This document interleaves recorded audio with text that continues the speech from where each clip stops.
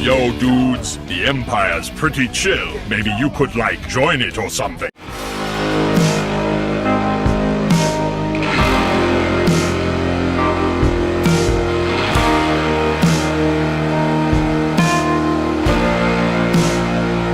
Hey everyone, Lucamus Prime here. So it's time for another franchise ranking build today. And today, guys, this is it's going to be for another James Bond ranking, and today I'm going to be ranking the movies which star Pierce Brosnan as James Bond, and there of course is 4 movies I'm going to be ranking, and this will be a ranking from best to worst, because while I think 3 of the films are good, there is unfortunately one that I think is terrible, one of the worst James Bond films of all time.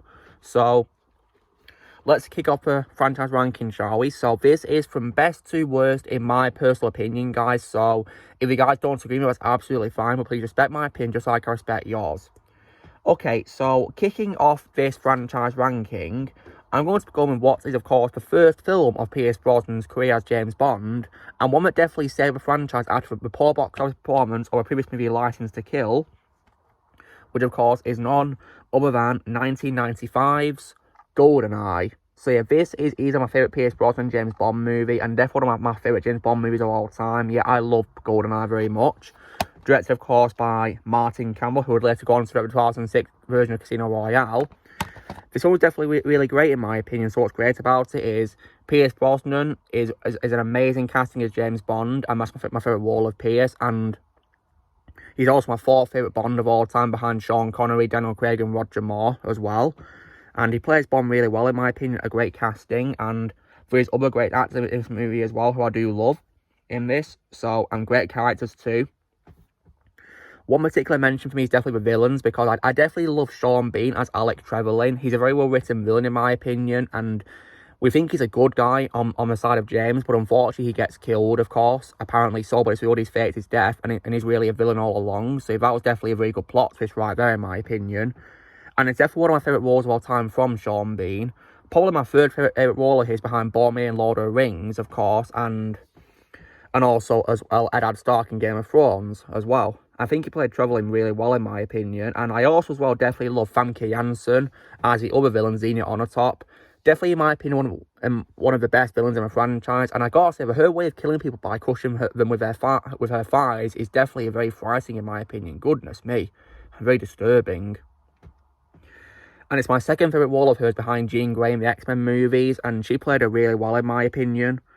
The film also has great action scenes as well. Like, one particular thing I definitely loved was the tank chase. That was just awesome, in my opinion. And a great story as well, in my opinion.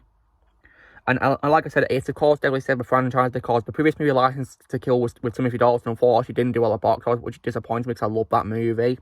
But this one thankfully saved the franchise. And I also definitely love the theme song by Tina Turner. That was definitely an amazing song, and she's a great singer as well, guys. And the music by Eric Serra was also great as well, in my opinion, yeah. This film definitely had great music, in my opinion. And so yeah, this is definitely, in my opinion, a great start to Pierce's career. And it's also spawned a popular video game for Nintendo 64 as well, which I believe is also going to get ported to Xbox One and the Switch, which is pretty cool. So I'll be sure to get it when it comes to those. And even a remake as well, which I've actually played on Xbox 360, which has Daniel Craig's Bond in it, which is pretty cool. So yeah, and it was a very good remake, in my opinion. And I'll be sure to get this Nintendo 64 game soon, hopefully one day, when it comes to Xbox One or Switch. However, when it comes to bad qualities, I didn't really like Miss Moneypenny in this film. I thought she was a bit unlikable, in my opinion. I didn't really like her. And yeah, I also didn't really like how M accused Bond of being something which was over the top, you know, a sexist, misogynistic dinosaur. I didn't really love that. I thought she'd be going a bit too far there, really. But nonetheless, I did love Dame Judi Dench as her, making a debut in this movie as her. This, I think, was her 1st appearance as M, I believe. So yeah, but she still played it really well. It's my favourite role of Dame Judi Dench. But yeah, her accusation about Bondmen was going a bit too far, in my opinion. And I think as well that some viewers might also get scared about Trevelyan's death when he falls from a satellite dish. So yeah, definitely quite scary to some viewers. But yeah, I didn't mind it that much. I can let it slide. But nonetheless, guys, I love GoldenEye. It's easily my favourite Pierce Brosnan Bond movie of all time. If I was to give it a score out of 10, I'd probably give it a very solid score of 9 out of 10. So yeah, I definitely love GoldenEye.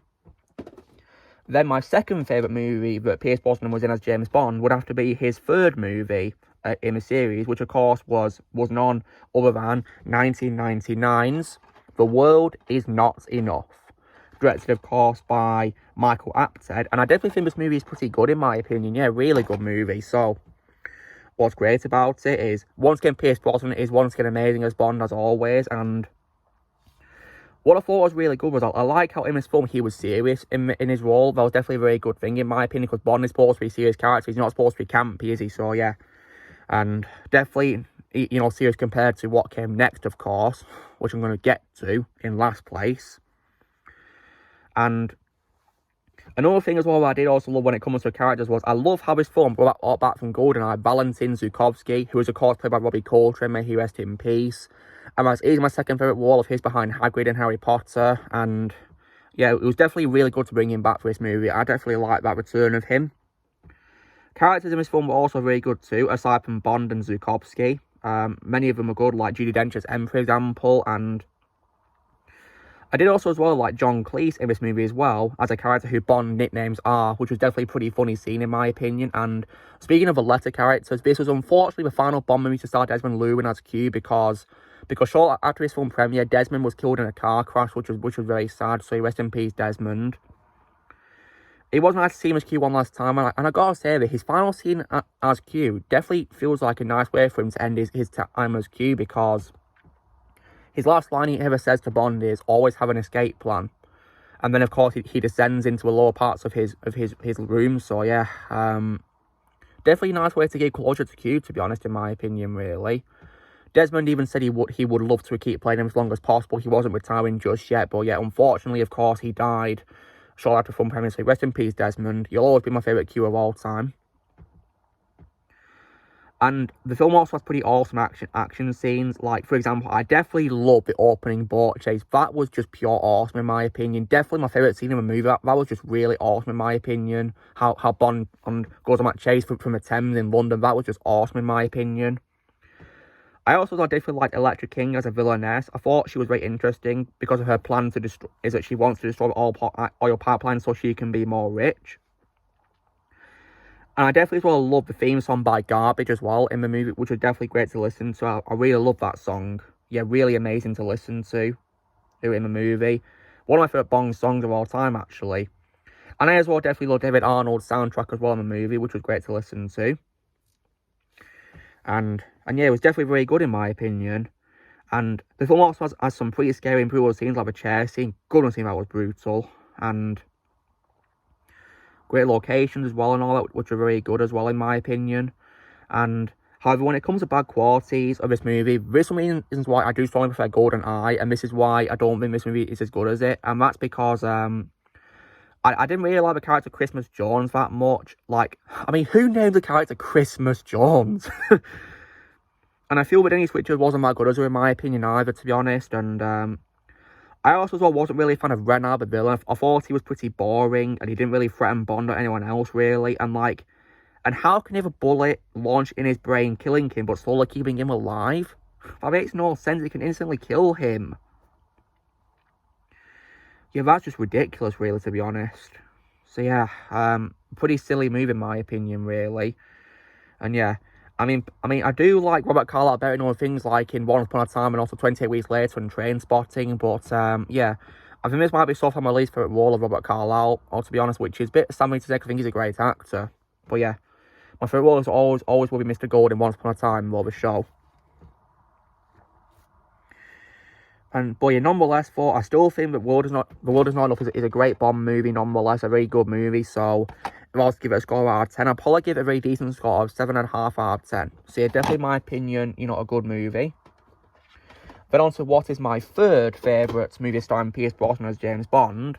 I'm going to go on what is actually his second movie, of course, which is 1997's Tomorrow Never Dies, which in my opinion is an underrated Bond movie, which is, of course, directed by Roger Spottiswoode. Yeah, definitely, in my opinion, an underrated Bond movie. So what's great about it is Pierce Brosnan is great as Bond, as always, in this movie. So is Judi Dench as M, as well, in my opinion. And I also, as well, definitely loved Michelle Yeoh in this movie, as well. And before I saw the movie Everything Everywhere All at Once, this was my favourite role of her, actually. Because I thought she played her part really well in this movie. And yeah, she played it very well as her character, which is Wei Lin, a skilled agent of the Chinese Ministry of State Security, and she's an ally of Bond. I also as well like Terry Hatcher as Paris Carver as well. And also as well, I did also as well like Jonathan Pryce as Elliot Carver. I think he's a very interesting villain because his plan is that he wants to cause World War III between the UK and China in order to destroy the Chinese government so he can get exclusive broadcasting rights in China, which is definitely a very interesting villain right there, in my opinion. I definitely loved as well David Arnold's music in this movie as well, which was very good. I like the theme song by Sheryl Crow as well in this movie.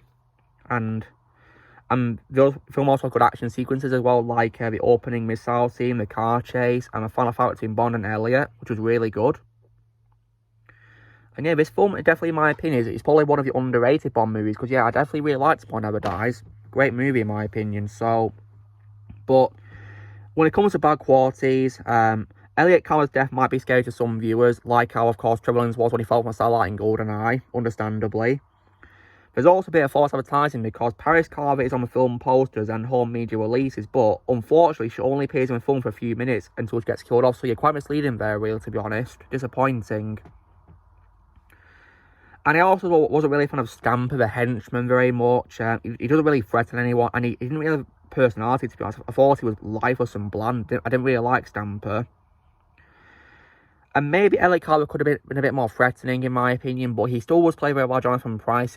But my favourite role of Jonathan always would be a High Sparrow in Game of Thrones, nonetheless. But I thought he was good with what he was given as Elliot Carver, in my opinion. And I also, as well, didn't really like how Jack Wade was also wasted, because he unfortunately did nothing in this movie, in my opinion. Nothing of any importance. So, yeah, what a waste. But nonetheless, though, I still like Tomorrow Never Dies. I think it's an underrated Bond movie that deserves more love. So, if I was to give it a score out of 10, I'll probably give it a very solid score of 7 out of 10. Definitely, in my opinion, an underrated movie.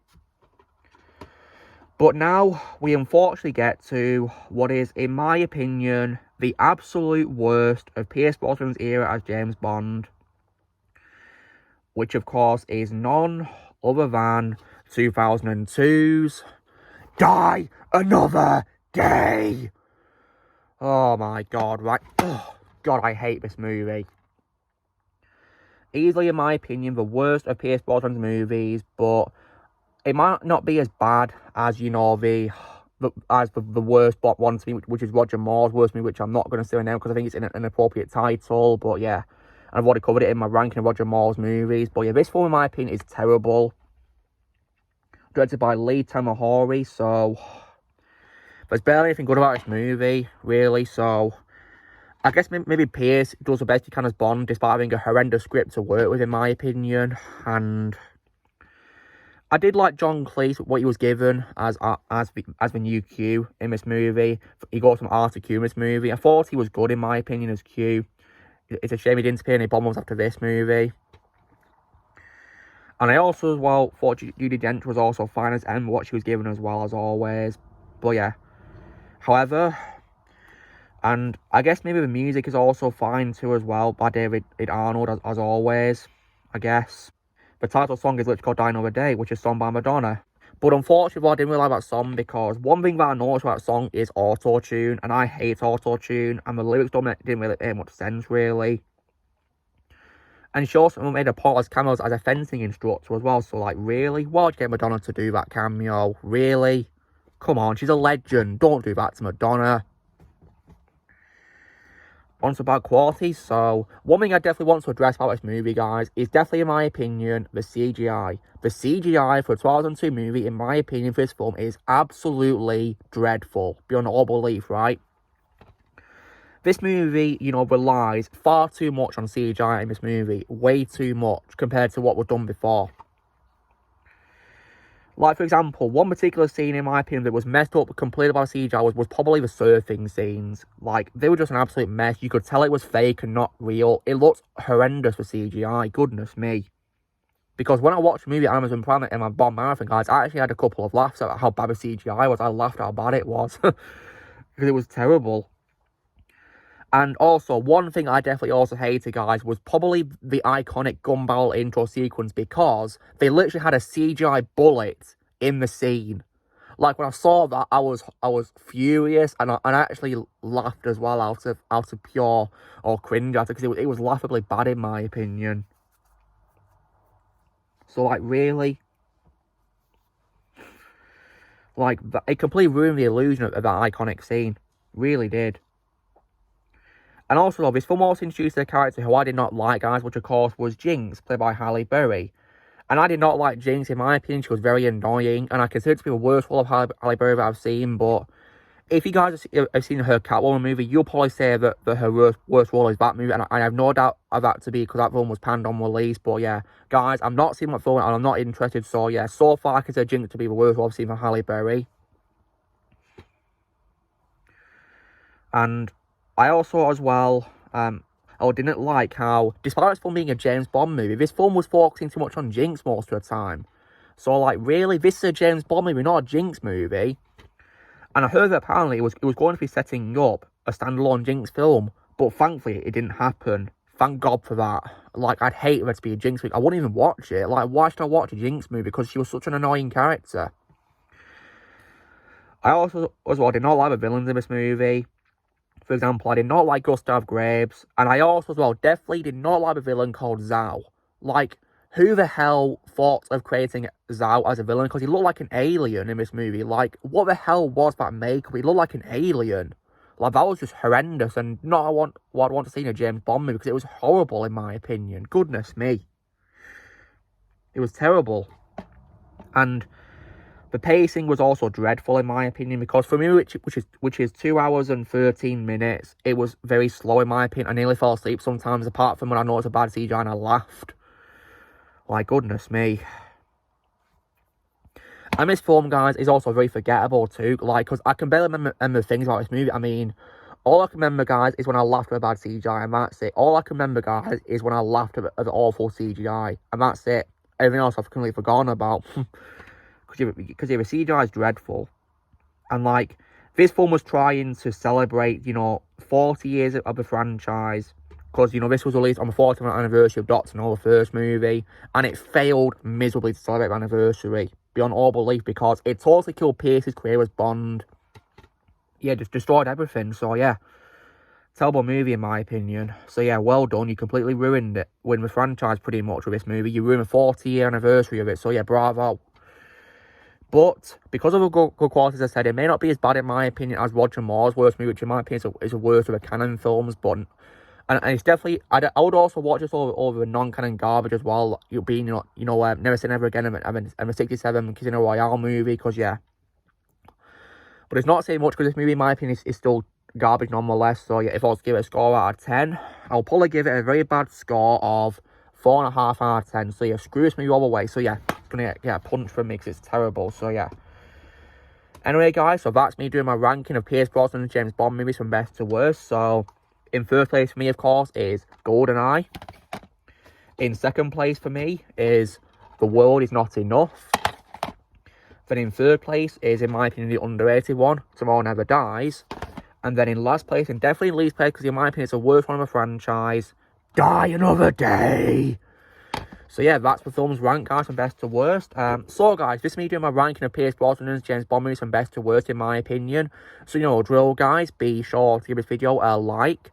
Also, be sure to let us know in the comments how you guys would rank Pierce Brosnan and James Bond movies from best to worst if you've seen them. Look how you guys would rank them. Also, be sure to join Team Family Press and subscribe for this coming future. If you would like to be a member, you can respond to these pieces or you can subscription. If you want to remember me, the name's Prime. Lucamus Prime.